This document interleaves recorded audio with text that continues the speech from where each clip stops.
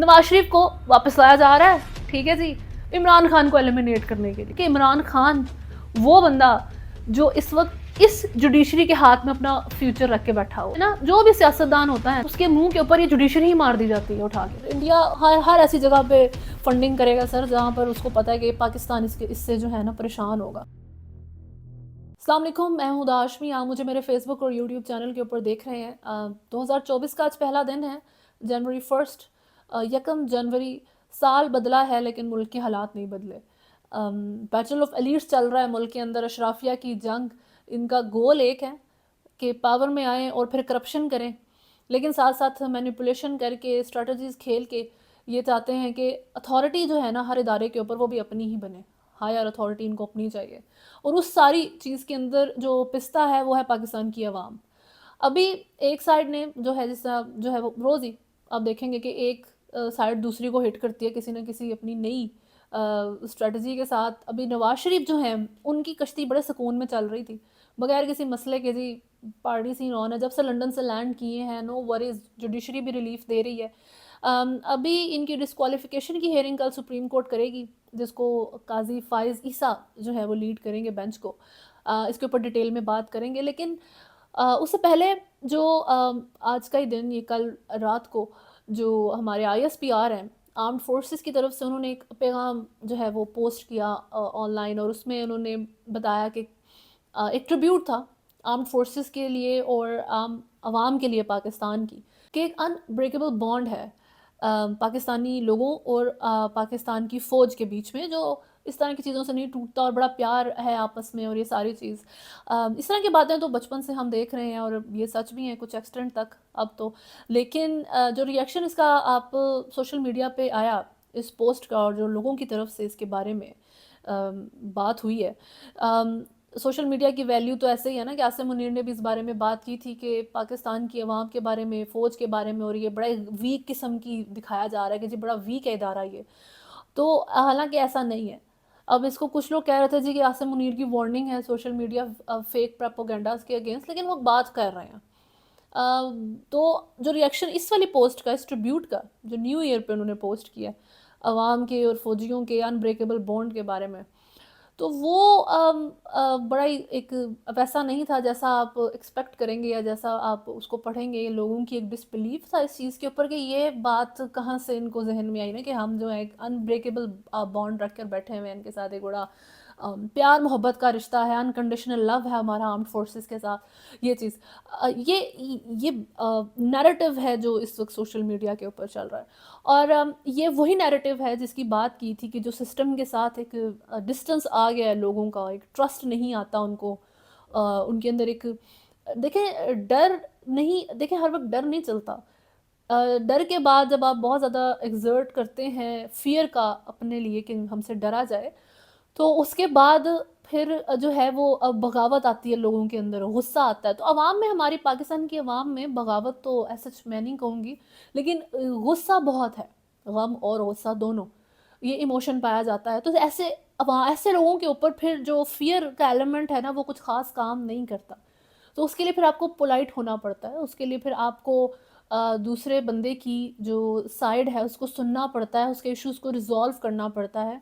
फिर उसके बाद फिर से आप बेशक अपनी फियर पॉलिसी ले आएँ, उसमें मसला नहीं है, लेकिन एट द मोमेंट वो काम नहीं करेगी। इम्पोर्टेंस तो फिर भी कम नहीं होती है। ये एक टाइमली जो है आपके डिस्टेंस आ सकता है, डिसएग्रीमेंट हो सकता है, मसले आ सकते हैं, कहीं भी आ जाते हैं, तो वो रिज़ॉल्व हो जाने चाहिए, और वो हो जाएंगे होपफुली, ख़ास तौर पे आर्मी के साथ। क्योंकि ट्रूथ बी टोल्ड, एक बहुत ज़्यादा पाकिस्तान की आवाम का और आर्मी का रिलेशन बहुत स्ट्रॉन्ग रहा है और स्टिल है। This is one of the reasons कि हमारी आर्मी एक बहुत स्ट्रॉन्ग इंस्टीट्यूशन है, जो सच है। इसमें आप अपनी सिर्फ आर्म फोर्सेस की काबिलियत को क्रेडिट ना दें, इसमें हमारी जो आवाम का उनके ऊपर ट्रस्ट रहा है, और जो उनके ऊपर वो रिलायबिलिटी रही है हमेशा से, उसका बहुत ज़्यादा रोल है। खैर अभी बात कर लेते हैं नवाज़ शरीफ की, जिनका जी उनकी डिस्क्वालिफिकेशन है जी, ताहयात नाअहल है वो, और उनकी आप कागजात नामजदगी जो है वो एक्सेप्ट हो जाते हैं। इलेक्शन कमीशन स्क्रूटनी में उनका प्रोसेस वो क्लियर है, नैब स्क्रूटनी में पूरा पीएमएलएन क्लियर है, ठीक है जी, किसी एक बंदे को भी नैब ने नहीं पकड़ा, ना इलेक्शन कमीशन ने पकड़ा, तो सब स्मूथ है उनका।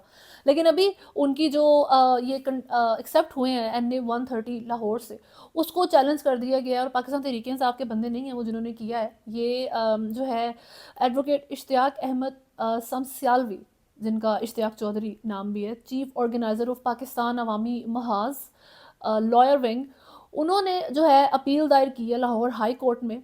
ये जो है सेक्शन 63 के अंडर ऑफ इलेक्शन एक्ट 2017 के इनकी डिस्क्वालिफिकेशन के बावजूद इनके पेपर्स का एक्सेप्ट होना इलीगल और अनलॉफुल है। ये वैसे तो पाकिस्तान तहरीक इंसाफ भी कर ही देगी मुझे लगता है कभी ना कभी, अभी एक दो दिन में, लेकिन अभी उनके अपने बड़े मसले चल रहे हैं, जो उनके कागजात नामजदगी रिजेक्ट हुए हैं, तो वो कोई 8 लोगों ने जो है अभी स्टार्टिंग की है, जिन्होंने चैलेंज करना शुरू किया इलेक्शन कमीशन के इस फैसले को, अली मोहम्मद ख़ान इंक्लूडेड। मैं अली मोहम्मद ख़ान का नाम इसलिए लेती हूँ हर दफ़ा स्पेशली क्योंकि ओबियसली वो आज़म सवाती और यास्मीन राशिद वगैरह ये लोग तो हैं ही, क्योंकि आई पर्सनली लाइक हिम, क्योंकि उनकी एक जो क्या कह सकते हैं, जो उनका स्कूल ऑफ थॉट है वो बहुत क्लियर माइंडसेट के बंदे हैं। तो जिस भी आपको बंदे से एज अ पार्टी इख्तलाफ है, वो अब मुझे नून से भी बहुत हैं, पीपल्स पार्टी से भी बहुत हैं, और पीटीआई से भी हैं, लेकिन जिन लोगों की रिस्पेक्ट बनती है उनको करनी चाहिए, दिस इज़ इम्पॉर्टेंट। और सबसे इम्पॉर्टेंट ये चीज़ होती है कि जिस पार्टी में आप हैं, जिस बंदे को आप सपोर्ट करते हैं, जिसके आप बनते हैं कि जी हम कि इसको हम अपना लीडर मानते हैं, तो उसके बिहाइंड खड़े रहना एक इम्पॉर्टेंट चीज़ है। ये थोड़ा सा जो परवेज़ खटक साहब है ना, उनको सीख लेना चाहिए अली मोहम्मद ख़ान से। और अली मोहम्मद ख़ान तो चलो छोड़ के नहीं गए, वो तो he is staying firm on his decision कि वो पीटीआई के रहनुमा हैं, लेकिन जो परवेज़ खटक छोड़ के नहीं गए सिर्फ, उन्होंने जो है अच्छी तरह बैड माउथ किया है इमरान खान के बारे में, गिरी हुई बातें, गलत तरीका। तो बिल्कुल भी ग्रेस नहीं है जी, बिल्कुल भी कोई क्लास नहीं है परवेज़ खटक के अंदर। तो बस वो कह सकते हैं ना कि एक चीज़ का अगर आपने मुतरादिफ लिखना है तो परवेज़ खटक का मुतरादिफ जो है ना वो अली मोहम्मद ख़ान है। जो सुप्रीम कोर्ट है उनका उन्होंने नवाज शरीफ की जो डिस्क्वालिफिकेशन का केस है वो उसकी कल हेयरिंग है, जिसके ऊपर 11:30 बजे अब ये हेयरिंग होगी। काजी फाइज ईसा जो है लीड करेंगे बेंच को। देखिए ये अभी कॉन्स्टिट्यूशनल ग्राउंड के ऊपर बात हो रही है ना सारी, तो हम उस तरह देख लेते हैं। एक था जी प्रोसीजर एक्ट, जिसको पीडीएम ने पास करवाया था उस टाइम पे। According to that Supreme Court का फैसला सुप्रीम कोर्ट में जो है ना चैलेंज किया जा सकता है। जो प्रोसीजर एक्ट से पहले लेकिन केसेस हो चुके हैं ना, उसको आप टच नहीं करेंगे। जो अब इस एक्ट के बाद जो डिसीजन सुप्रीम कोर्ट देगी उसके बारे में ही अप्लाई होता है, क्योंकि अब देखें 75 सालों से सुप्रीम कोर्ट ने पता नहीं कितने फैसले दिए हैं, वो सभी लोग आ जाएं कि जी हमारे फैसले सुने जाएं और हमें जो है जो भी, तो इस वजह से अब नवाज शरीफ का फैसला आया था जी इससे पहले, प्रोसीजर एक्ट से पहले, तो ये चैलेंज नहीं हो सकता। पहली तो बात ये है, जो उनको ताहया नाअहल किया गया था सुप्रीम कोर्ट की तरफ से, बंदयाल एजाजुल हक जिन्होंने इसकी टाइम लिमिट सेट की थी, ताहयात for life disqualified Nawaz Sharif. अभी काजी फाइजी साहब इसको सुनेंगे पनामा केस में, इनकी जो चल रही है जी, वो जो सैलरी नहीं ली बेटे से और वो जो भी उनकी इस तरह के इश्यूज हैं वो सारा कुछ, तो ये पॉइंट किस तरीके से अब उस टाइम पे आप किसी भी हामिद मीर की आप उठा के देखें अगर, या जावेद चौधरी का आप सुने, या आप इवन मुईद पीरज़ादा को सुने, उन सब की तरफ से एक बयान आता है जो है कि ऐसा लगता है जैसे हम यूज़ हो गए हैं इस वक्त इस सारे सिस्टम के हाथों, और जुडिशरी भी यूज़ हुई है सिर्फ इसलिए कि जी नवाज शरीफ की नाअहली कर दी जाए, ठीक है। और जिन 3 जजेस का ये बेंच, जिसने वही ज़ियाउल हक वाली टाइम होने बात हो रही है कि ज़ियाउल हक के टाइम पे जिस तरह वो जो जज था मुश्ताक, जिन्होंने डिसीजन दिया था भुट्टो के अगेंस्ट, वो भुट्टो के साथ इन जनरल हेट रखता था, उसी तरह का सेम स्टाइल में बेंच बनाया गया नवाज शरीफ के लिए, जिन्होंने फिर नवाज शरीफ के अगेंस्ट ये फैसला दिया। इस वक्त आपने ये बात नवाज शरीफ के लिए नहीं सुननी है, आपने ये बात हमारे सिस्टम, हमारे कॉन्स्टिट्यूशन और हमारी जुडिशरी के लिए सुननी है। तो उसमें वो फैसला फिर अगेंस्ट आया और वो चीज़ हो गई, और उसके बाद इमरान खान आ जाते हैं, और अब इस वक्त उसी तरीके से इमरान खान के ऊपर अब उनके ऊपर बड़े केसेस चल रहे हैं। लेकिन बहरहाल जहाँ तक नवाज शरीफ की बात है, तो या तो अब इसको वो चैलेंज ऑब्वियसली नहीं कर सकते। अगर वो इसको उस गाजी फायज ईसा इसके बारे में कल अगर ये कह देते हैं कि जी ये डिसक्वालिफिकेशन जो थी ये सही नहीं थी, और उस टाइम पे इसको बड़ा फोर्सफुली बड़ा इंडोर्स किया गया था इस फैसले को, जब नवाज शरीफ को नाअहल किया गया है बंदयाल की तरफ से और एजाजुल एहसन जो थे इन जजेस की तरफ से, तो आप ये बताएं कि चलो ज़ियाउल हक वाले जज तो गए, वो तो अब कह सकते हैं जी वो बंदा दुनिया में ही नहीं है, गलत किया जो भी है, तो बंदयाल साहब तो ज़मीन पे चलते फिरते हैं, उनका डिसीजन आप जो है अनडू करेगी क्या सुप्रीम कोर्ट? ये कल 11:30 आपको पता लग जाएगा इस बारे में क्या होता है। उस वक्त नवाज शरीफ के अगेंस्ट जजेस इस्तेमाल हुए, जुडिशरी इस्तेमाल हुई उनको नाअहल करने के लिए, एलिमिनेट करने के लिए सीन से, ताकि फिर अपनी पसंद की गवर्नमेंट लाई जा सके, इमरान खान को एक पेज पे रख के लाया जा सके।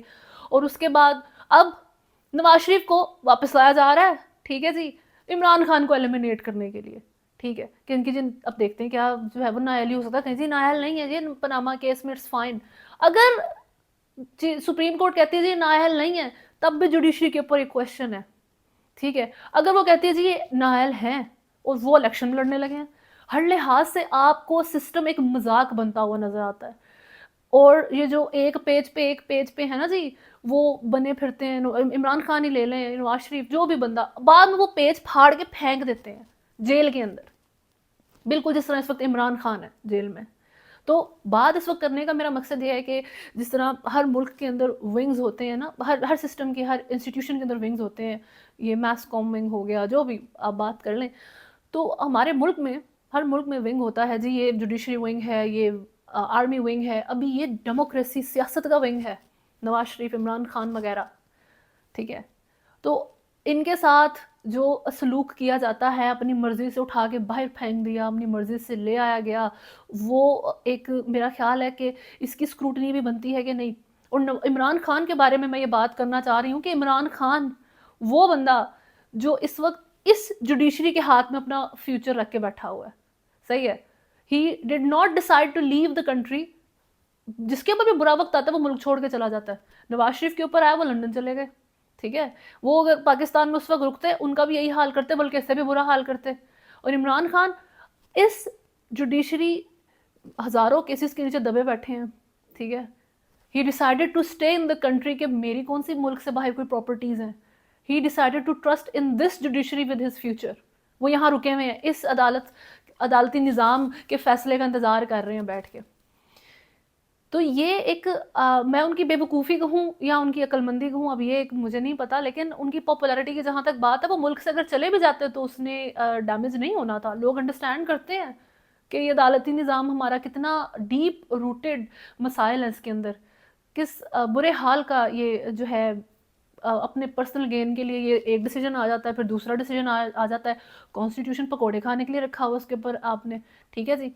तो वही इमरान खान वाली बात। और अभी जहाँ बात हो रही है जी ये क्लियर होगा इदारा, यहाँ पर बेहतरी आएगी, इस तरह जो भी इलेक्शंस के बाद आती है, आई होप जुडिशरी के अंदर भी, हमारे अदालती निज़ाम के अंदर भी थोड़ी सी बेहतरी है, इसका जो मिसयूज़ होता है उसके बारे में भी कुछ किया जाए, क्योंकि जो आखिर में ना जो भी सियासतदान होता है ना, उसके मुंह के ऊपर ये जुडिशरी ही मार दी जाती है उठा के, तो वो फंस जाता है। फिर थोड़ी सी अक्रॉस द बॉर्डर बात कर लेते हैं। अब भारत की तो पाकिस्तान के साथ जो भी मसले हैं, और कोई वो मौका नहीं जाने देता जिससे इसको पाकिस्तान को वो हिट कर सके। उसमें बलूचिस्तान में जो दहशतगर्दी की फंडिंग है उनकी, उसके लिए अब चाइना तक बोल पड़ा है कि जी ये कर रहा है, और ये बड़ा आलमी सतह पे बदनाम हो चुका है। साथ साथ जो अफ़गानिस्तान के साथ पाकिस्तान के ताल्लुकात हैं, और जब Afghanistan mixes up with India, तो वो एक is not a good match for Pakistan, Pakistan के लिए एक अच्छी ये चीज़ नहीं है। इसको आपने वर्ल्ड कप के अंदर इवन नोटिस किया होगा। और ये मैं अफ़गानिस्तान को इस चीज़ के लिए, मुझे उनसे कुछ नहीं है, लेकिन जो इंडिया है वो बड़े अच्छे तरीके से अंडरस्टैंड करता है ना इस चीज़ को, कि जब अफ़गानिस्तान में थोड़ी सी एक नेगेटिव सेंटिमेंट आता है पाकिस्तान के अगेंस्ट, तो वो उसके ऊपर फीड ऑन करता है इंडिया। और उसने वर्ल्ड कप के टाइम यही किया, फुल ऑन फीड ऑन किया। हमने यहाँ से, पाकिस्तान ने अपनी पॉलिसी के अकॉर्डिंग अनडॉक्यूमेंटेड रेफ्यूजीज़ को निकाला तो अफ़गानिस्तान की तरफ से एक रिएक्शन था उस चीज़ को लेके, और इंडिया ने उसके ऊपर फीड ऑन किया है। लेकिन हिस्ट्री यही बताती है कि कोई ख़ास अच्छा दोस्त जो है भारत साबित नहीं होता। लेकिन बहरहाल ये तो एक अलग डिबेट है। लेकिन अभी अफ़गानिस्तान के साथ पाकिस्तान के और रिलेशंस जो हैं वो थोड़े से जी कशीदगी की तरफ जा रहे हैं, पहले ही थोड़े से ख़राब है। उसमें रीज़न बन रहा है पानी, जो रिवर कन्नर है उसके ऊपर इन्होंने डैम बनाना है अफ़गानिस्तान ने, जिससे 45 मेगावाट की बिजली बनेगी और उनकी जो एग्रीकल्चर डिपार्टमेंट है उसको फ़ायदा होगा, और वो इन टॉक है विद एन इंडियन कंपनी जो ये काम करेगी। अब without any like talk with Pakistan, Pakistan को बताए बगैर ये दरिया पाकिस्तान का जो है वो पानी रुकेगा इधर, और जो भी चीज़ है उसके बगैर अगर ये वो स्टेप करता है अफ़गानिस्तान, तो पाकिस्तान की तरफ से रिएक्शन आएगा और आपस के जो रिलेशन है वो और वर्स होंगे। जो लोग हैं, ख़ास तौर पे खैबर पख्तूनख्वा के, उन्होंने इस चीज़ को जो है ना एक ख़तरा करार दिया है वहाँ जो है इस सारे प्रोजेक्ट को। उन्होंने कहा है कि जी अफ़गानिस्तान ने भारत की मदद से इस प्रोजेक्ट के ज़रिए खैबर पख्तूनख्वा के ज़रिए ज़मीन पर पानी रोककर आबी जहरियत का इक़दाम किया है, और अफ़गानिस्तान के पास अपने वसाइल नहीं हैं, इसलिए वो गैर मुल्की इमदाद ले रहा है। ये बात तो यही है ना कि अफ़गानिस्तान एक अनस्टेबल फॉर्म के अंदर मौजूद है, और वो बहुत अरसे से भी फ़ॉरेन एड के ऊपर ही चल रहा है, और इस वक्त उसको एड मिल रही है इंडिया की तरफ से, और इंडिया वो हर ऐसी जगह पे फंडिंग करेगा सर जहाँ पर उसको पता है कि पाकिस्तान इससे जो है ना परेशान होगा। तो ये जो एक वाटर डिस्प्यूट तो बड़े बड़े जगहों पे मसले बना देते हैं, तो इस तरह से ये एक वाटर डिस्प्यूट एक चीज़ रह गई थी कि आप अफ़गानिस्तान इस तरह की उस तरफ से चीज़ आए, और इनका आपस में जो रिलेशन है वो और वर्स होने की तरफ जाए। साथ साथ जो भारत के जो ग्रोइंग रिलेशंस विद रशिया है वो बड़ा कंसर्न का रीज़न बन गए हैं यूएस के लिए, और ज़्यादा। पहले यूएस बड़ा कंसर्न है इंडिया को लेके। टेलीग्राफ ने रिपोर्ट किया, it is time for us as US to think कि हमने इंडिया के साथ जो है अपने रिलेशंस को फिर से जो है ना रीथिंक करें, इसके बारे में सोचें कि हमने रिलेशन के साथ रखना है कि नहीं, क्योंकि इन्होंने ये चूज़ कर लिया कि इनकी लॉयल्टीज़ कहाँ लाया करती हैं। इनकी लॉयल्टीज़ लाया करती हैं रशिया के साथ। देखें, ये एक इम्पॉर्टेंट बात है। अब इस सारी चीज़ में जिस तरह से इंडिया ने कंस्पायर किया यूएस में बंदा मारने के लिए, एक यूएस सिटीज़न सिख लीडर, वो नाकाम तो बना दिया वहाँ की एजेंसीज़ ने, लेकिन उसके बाद यूएस का जो अपना स्टाइल है ना कि how day you do something like this, तो अब हमारे साथ जो है ना कोलैबोरेट करो पूरी इन्वेस्टिगेशन के अंदर, हमें दो जो हम नेम्स मांग रहे हैं या सारा जो भी एक तरीका है। कनाडा के जब बंदा मार दिया तब इंडिया ने उल्टा उनकी ही वीज़ा पॉलिसी ख़त्म कर दी, उनके वीज़े रोक दिए। तो यूएस की आपको क्या लगता है कि इंडिया सुनेगा? ख़ास तौर पे जब इंडिया को पता हो कि मैं इस टाइम जो हूँ ना नीड हूँ यूएसए के लिए, सही है, तो अब तो मैं अपनी चला सकता हूँ। तो हम एक्सट्रीमिस्ट हैं एज अ गवर्नमेंट, उनका ये मिजाज है ना कि हम एक्सट्रीमिस्ट हैं, हम एक्सट्रीमिज्म करेंगे, तुम कौन होते हो? तो उन्होंने अभी रशिया की तरफ जाना शुरू कर दिया। आई डोंट नो कि अभी यूएस को ये चीज़ पता है, समझ आती है इंडिया के बारे में कि नहीं। अगर नहीं पता तो थोड़ा सा मैं बता देती हूँ कि सिंस चाइना को काउंटर बैलेंस करने के लिए एशियन रीजन में इंडिया को यूएस फंड करता है, यूज़ करता है वेस्ट के लिए, इंडिया की एक नीड मौजूद है ताकि यहाँ पर एक सोलो सुपर पावर चाइना मत बन जाए। तो इंडिया को इस चीज़ का बहुत अच्छे तरीके से पता है, इंडिया के बच्चे बच्चे को पता है इस बात का, तो वो आपकी इस वीकनेस का इस्तेमाल करेगा। अब उसको आपकी दूसरी वीकनेस का भी पता है, वो है रशिया, ठीक है। तो आपकी जब आपने थोड़ी सी अपनी यूएस स्टाइल दिखाने की कोशिश की है इंडिया के साथ, तो वो रशिया के पास चला गया। अब आप उसको स्टिल एलिमिनेट तो कर नहीं सकते। यूएस यूएस ओबियसली अपने रिलेशन उसके साथ रीथिंक करके स्टिल उसको अपने क्लोज रखने की तरफ ही डिसाइड करेगा इन दी एंड। तो रशिया की तरफ उनका जाना जो है, ये सारी चीज़ फिर से आपकी जो वो उन्होंने जो कंस्पायर किया था सिख लीडर को मारना, वो थोड़ा सा फिर पीछे चली जाएगी बात। आपके लिए मेजर कंसर्न बन जाएगा जी ये रशिया की तरफ ना जाए, how to keep him on our side, ये चीज़ है। तो बहरहाल अब इसी तरीके से पता नहीं ये पॉलिटिक्स होती है या नहीं, लेकिन this is how India does politics. उनको बड़ा अच्छे तरीके से फ़ायदा उठाना आता है सिचुएशंस का, और उठाना चाहिए भी, लेकिन not with extremism, but this is what Modi school of thought is. तो उस बारे में कुछ बात हो नहीं सकती। अच्छा, जापान में जो है 7.6 रेक्टर स्केल का ज़लज़ला आया है, और वहाँ पर सुनामी वार्निंग जारी कर दी गई है। 2011 में भी वहाँ पर सुनामी आया था, 18,000 लोग मर गए थे उससे, डिस्ट्रक्शन हुई थी बहुत ज़्यादा, फिर से जी बिल्ड किया उन्होंने सब कुछ। वहाँ पर ज़लज़ले इसलिए मैटर करते हैं, मैं इस बारे में भी थोड़ी सी हम बात कर लेते हैं, हालांकि पॉलिटिकल नहीं है, लेकिन जापान एक ऐसे रीजन के ऊपर मौजूद है जो बहुत अर्थक्वेक प्रोन है बेसिकली, ठीक है। क्योंकि एक तो वो रिंग ऑफ फायर कहते हैं ना उस जगह को, वो इस तरीके से की जगह है जहाँ पर वो लाई करता है। वोल्केनिक बेल्ट है वो, वोल्केनिक बेल्ट एज इन वहाँ पर ओवर द टाइम पीरियड बहुत सारे वॉल्केनिक इरप्शंस हुए हैं। अर्थक्वेक बेल्ट है वहाँ पे, अर्थक्वेक्स कोई 1500 अर्थक्वेक जापान में ईयरली आते हैं एवरेज। और जो पैसिफिक ओशन उसके साथ है, उसके नीचे मल्टीपल टेक्टोनिक, वहाँ इन जनरल रीजन में मल्टीपल सेवरल टेक्टोनिक प्लेट्स मौजूद हैं ज़मीन के नीचे, जो आपस में जब कोलाइड करती हैं तो ज़लज़ला आता है। और जो पैसिफिक प्लेट और फिलिपीन सी प्लेट आपस में वहाँ पे कॉन्स्टेंटली जो कोलाइड अगर कर रही हैं, तो उससे जो पैसिफिक ओशन के नीचे हैं और जो उसके करीब के रीजन में है, और जब वहाँ पर वो इस तरीके से आपस में कोलाइड करती हैं और ज़लज़ला आता है, तो tsunami warnings most of the time जारी कर दी जाती हैं।